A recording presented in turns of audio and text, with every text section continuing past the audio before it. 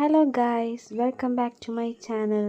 അപ്പോൾ ഞാൻ ഇന്ന് എടുക്കാൻ പോകുന്നത് നമ്മുടെ MCOM സെമസ്റ്റർ 1 സ്പെഷ്യലൈസ്ഡ് അക്കൗണ്ടൻസിൻ്റെ മൊഡ്യൂൾ 4 ആയിട്ടുള്ള മ്യൂച്വൽ ഫണ്ടാണ്.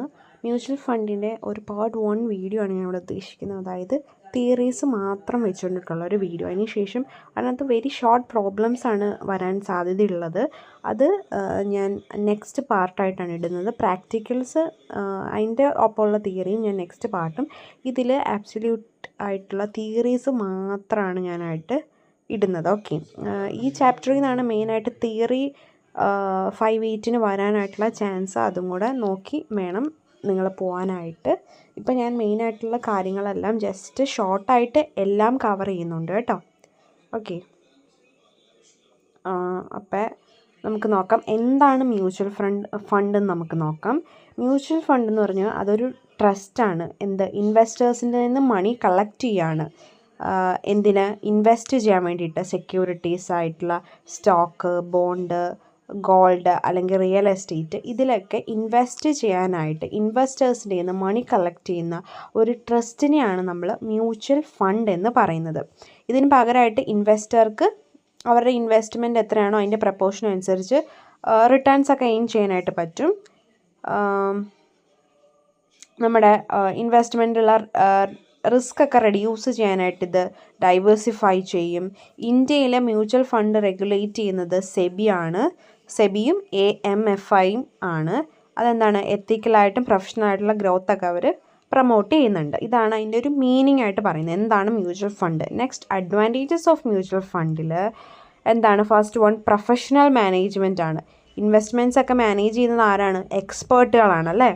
ദെൻ ഡൈവേഴ്സിഫിക്കേഷൻ എന്ന് വെച്ചാൽ എന്താണ്? റിസ്ക് കുറയ്ക്കും. നമ്മൾ വേരിയസ് സെക്യൂരിറ്റീസിലൊക്കെ ഇൻവെസ്റ്റ് ചെയ്യുന്നത് കൊണ്ട് തന്നെ റിസ്ക് അവിടെ കുറയും. പിന്നെ ലിക്വിഡിറ്റി, നമുക്ക് ഈസി ആയിട്ട് അത് ബൈ ചെയ്യുകയും സെല് ചെയ്യുകയും ചെയ്യാം യൂണിറ്റ്സ് ഒക്കെ. അഫോർഡബിൾ ആണ്, സ്മോൾ ഇൻവെസ്റ്റ്മെൻ്റ് ഒക്കെ അലോ ചെയ്യും. ട്രാൻസ്പെറൻസി ഉണ്ട്, അതായത് ഈ അതിൻ്റെ പെർഫോമൻസിൻ്റെയും ഹോൾഡിങ്സിൻ്റെയൊക്കെ അപ്ഡേറ്റ്സ് നമുക്ക് റെഗുലറായിട്ട് തരും. പിന്നെ ടാക്സ് ബെനിഫിറ്റ്സ് ആണ്.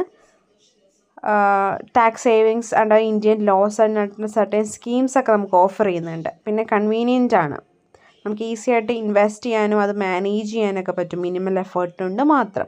പിന്നെ റെഗുലേറ്റഡ്, അത് ഗവൺ ചെയ്യുന്നത് സെബിയാണ്. ഒരു ഇൻവെസ്റ്റർ പ്രൊട്ടക്ഷൻ അത് ഇൻഷുർ ചെയ്യുന്നുണ്ട്. Then types of mutual fund ആണ്. അത് ബേസ്ഡ് ഓൺ സ്ട്രക്ചർ ഉണ്ട്, ബേസ്ഡ് ഓൺ ഇൻവെസ്റ്റ്മെൻറ്റ് ഒബ്ജക്റ്റീവ്സ് ഉണ്ട്, ബേസ്ഡ് ഓൺ നേച്ചർ ഉണ്ട്. അതിൽ നമുക്ക് ബേസ്ഡ് ഓൺ സ്ട്രക്ചറിൽ തന്നെ 2-3 ഉണ്ട്. ഓക്കെ, അപ്പോൾ based on structure open ended funds ആണ്. നോ ഫിക്സ്ഡ് മെച്യൂരിറ്റി ആണ് അതിൽ. അതായത് ഓപ്പൺ എൻഡഡ് ഫണ്ട്സിൽ പറയുന്നതെന്ന് വെച്ചാൽ ഫിക്സ്ഡ് മെച്യൂരിറ്റി ഒന്നുമില്ല, നമുക്ക് എപ്പോൾ വേണമെങ്കിലും അത് വാങ്ങുകയും വിൽക്കുകയും ചെയ്യാം. നമുക്ക് ത്രൂ ഔട്ട് ദ ഇയർ അത് അവൈലബിൾ ആയിരിക്കും. ഹൈലി ലിക്വിഡിറ്റി ഉണ്ട്. ഓക്കെ, ദെൻ രണ്ടാമത്താണ് ക്ലോസ്ഡ് എൻഡഡ് ഫണ്ട്. ഒരു ഫിക്സ്ഡ് മെച്യൂരിറ്റി ഉണ്ട്, 3 to 15 years. നമുക്കത് ആ ഇനീഷ്യൽ ഓഫറിങ് ടൈമിലൊക്കെയാണ് വാങ്ങാനായിട്ട് സാധിക്കുള്ളൂ. ഓക്കെ, പിന്നെ സം റീപർച്ചേസസ് ഒക്കെ അലോ ചെയ്യും ഈ NAV, ലിങ്ക്ഡ് പ്രൈസ് ഫോർ ലിക്വിഡിറ്റിയിൽ.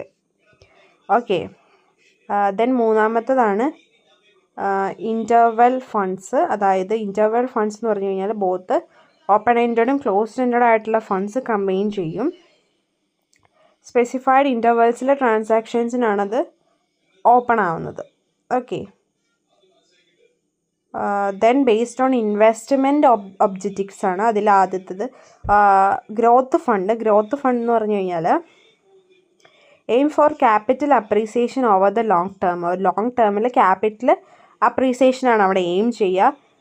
ഇക്വിറ്റീസിലൊക്കെയാണ് അത് മെയിനായിട്ട് ഇൻവെസ്റ്റ് ചെയ്യുക. അതിന് ശേഷം ഇൻവെസ്റ്റേഴ്സിനൊക്കെ സ്യൂട്ടബിൾ ആണ്, അവർ ഹൈ റിസ്ക് ഒക്കെ എടുക്കാനായിട്ട് വില്ലിങ് ആണ് എങ്കിൽ. രണ്ടാമത്തതാണ് ഇൻകം ഫണ്ട്സ്. ഇൻകം ഫണ്ട്സ് എന്ന് പറഞ്ഞു കഴിഞ്ഞാൽ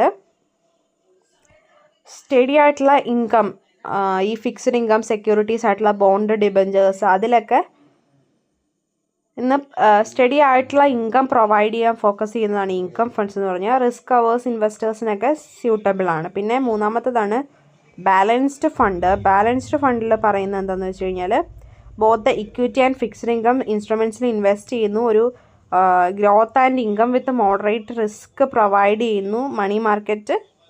ഓക്കെ, നെക്സ്റ്റ് ആണ് money market fund. Money market fund എന്ന് പറഞ്ഞാൽ invest in short term instruments ആയിട്ടുള്ള ട്രഷറി ബിൽസ്, കൊമേഴ്ഷ്യൽ പേപ്പറിലൊക്കെയാണ് അത് ഇൻവെസ്റ്റ് ചെയ്യുന്നത്. പിന്നെ offers high liquidity and low risk. പിന്നെ അഞ്ചാമത്തതാണ് അതിൽ തന്നെ tax saving fund. Section 8E(c) of income tax act അനുസരിച്ചിട്ട് ടാക്സ് ബെനിഫിറ്റ്സ് ഒക്കെ പ്രൊവൈഡ് ചെയ്യും. ഒരു ലോക്കിൻ പീരീഡ് ഉണ്ട് 3 ഇയേഴ്സിൻ്റെ with at least 80% investment in equities. പിന്നെ ആറാമത്തതാണ് index fund. Index fund means replicate the performance of a specific stock market index like BSE, Sensex or NSE, Nifty. ഈ പറയുന്ന സ്റ്റോക്ക് മാർക്കറ്റ് ഇൻഡെക്സിൻ്റെ ഒക്കെ എന്താണ് പെർഫോമൻസ് റെപ്ലിക്കേറ്റ് ചെയ്യും. Then provide return similar to the index they trade. നമ്മൾ track ചെയ്യുന്ന ആ ഇൻഡെക്സിന് സിമിലർ ആയിട്ടുള്ള റിട്ടേൺസ് ഒക്കെ പ്രൊവൈഡ് ചെയ്യും. Next one sector or specialised ഫണ്ടാണ്. അതായത് ഇൻവെസ്റ്റ് ഇൻ സ്പെസിഫിക് സെക്ടർ ആയിട്ടുള്ള IT, ഫാർമ, അതിലൊക്കെയാണ് അത് ഇൻവെസ്റ്റ് ചെയ്യുന്നത്. ഹൈ റിസ്ക് ആണ്. പിന്നെ അതിൻ്റെ റിട്ടേൺസ് ഒക്കെ ഡിപ്പെൻഡ് ചെയ്യുന്നത് ആ സ്പെസിഫിക് സെക്ടറിൻ്റെ പെർഫോമൻസിനെ ബേസ് ചെയ്തിട്ടായിരിക്കും. ദെൻ ബേസ്ഡ് ഓൺ നേച്ചറാണ് ഇക്വിറ്റി ഫണ്ട്, ഡെപ്റ്റ് ഫണ്ട് ആൻഡ് ബാലൻസ്ഡ് ഫണ്ട്. അതിൽ ഇക്വിറ്റി ഫണ്ട് എന്ന് പറഞ്ഞു കഴിഞ്ഞാൽ സ്റ്റോക്കിലായിരിക്കും അത് പ്രൈമറിലി ഇൻവെസ്റ്റ് ചെയ്യുന്നത്. ഡൈവേഴ്സിഫൈഡ് ഫണ്ട്സ് ഇൻക്ലൂഡ് ചെയ്യും. Sector specific funds, mid cap, small cap and tax saving funds ഒക്കെ അത് ഇൻക്ലൂഡ് ചെയ്യുന്നുണ്ട്. പിന്നെ ഡെപ്റ്റ് ഫണ്ട്സിൽ പറയുന്നത് എന്താണെന്ന് വെച്ചാൽ invest in fixed income securities ആയിട്ടുള്ള ഗവൺമെൻറ് ബോണ്ട്സ് ആൻഡ് കോർപ്പറേറ്റ് ഡെപ്റ്റ്. പിന്നെ ഗിഫ്റ്റ് fund, short term plans, liquid funds, overnight funds ഒക്കെ ഇൻക്ലൂഡ് ചെയ്യുന്നുണ്ട്. ദെൻ വരുന്നത് ബാലൻസ്ഡ് ഫണ്ടാണ്. ഈ ബോത്ത് ഇക്വിറ്റി ആൻഡ് ഡെപ്റ്റ് ഇൻവെസ്റ്റ്മെൻ്റ് ആണ്. അത് കമ്പൈൻ ചെയ്യുന്നുണ്ട് റിസ്ക് ബാലൻസ് ചെയ്യാനും റിട്ടേൺസ് ഒക്കെ ബാലൻസ് ചെയ്യാൻ വേണ്ടിയിട്ടാണ്. ഈ കാറ്റഗറൈസേഷൻ ഹെൽപ്പ് ചെയ്യുന്നത് ഇൻവെസ്റ്റേഴ്സിന് അവരുടെ ഗോളും ആ റിസ്കിൻ്റെ ആ ഡെപ്തൊക്കെ അനുസരിച്ചിട്ട് ചൂസ് ചെയ്യാൻ വേണ്ടിയിട്ടാണ്. ഓക്കെ, ചെയ്യണം. പിന്നെ market value and classification. Each type of ഇൻവെസ്റ്റ്മെൻറ്റിന് മാർക്കറ്റ് വാല്യൂ കാണിക്കണം. നോൺ പെർഫോമിംഗ് അസറ്റ്സ് ആയിട്ട് അതിൻ്റെ ഡീറ്റെയിൽസ് പ്രൊവൈഡ് ചെയ്യണം. പിന്നെ പ്രൊവിഷൻ ഫോർ NPA ഡിപ്രീസിയേഷൻ. ഈ NPAസിന് അതായത് നോൺ പെർഫോമിംഗ് അസറ്റ്സിൻ്റെ പ്രൊവിഷൻ ഇതൊക്കെ കാണിക്കണം. പിന്നെ NAV ഡിസ്ക്ലോഷർ, അതായത് net asset value at the end per യൂണിറ്റിലൊക്കെ കാണിക്കണം. പിന്നെ പ്രീവിയസ് ഇയർ ഫിഗേഴ്സ്, അത് പ്രീവിയസ് ഇയറിൽ കമ്പാരിറ്റീവ് ഫിഗേഴ്സൊക്കെ കൊടുക്കണം. പിന്നെ notes to account, interest wise break down, management fees, unit capital movement അതിനൊക്കെ കാണിക്കണം. Market investment, disclosure of unrealised gains കാണിക്കണം. Doubtful debts and asset value അത് ഡിഡക്റ്റ് ചെയ്ത് കാണിക്കണം. പിന്നെ contingent liabilities, details of commitment like uncalled liabilities or underwriting ഒക്കെ ഉണ്ടെങ്കിൽ അതിൻ്റെ ഡീറ്റെയിൽസ് കാണിക്കണം. പിന്നെ movement of unit capital, changes in unit capital during the year, ആ ഇയറിൽ വന്നിരിക്കുന്ന ക്യാപിറ്റലിലെ ചേഞ്ചസ് ഒക്കെ നമ്മൾ കാണിക്കണം. അപ്പോൾ ഇത്രയാണ് നമ്മൾ പറയുന്ന തിയറീസ് ഞാൻ പറയുന്നത്. പിന്നെ കണ്ടൻസ് ഓഫ് റവന്യൂ ഉണ്ട്, അതും അടുത്ത പാർട്ടിൽ ഇൻക്ലൂഡ് ചെയ്യാം. പിന്നെ ആ പ്രാക്ടിക്കലും തിയറീസും കൂടെ അടുത്ത പാർട്ടിൽ കാണിക്കാം. ഓക്കെ, അപ്പോൾ താങ്ക് യു. എന്തെങ്കിലും ഡൗട്ട് ഉണ്ടെങ്കിൽ നിങ്ങൾക്ക് ചോദിക്കാം. Thank you.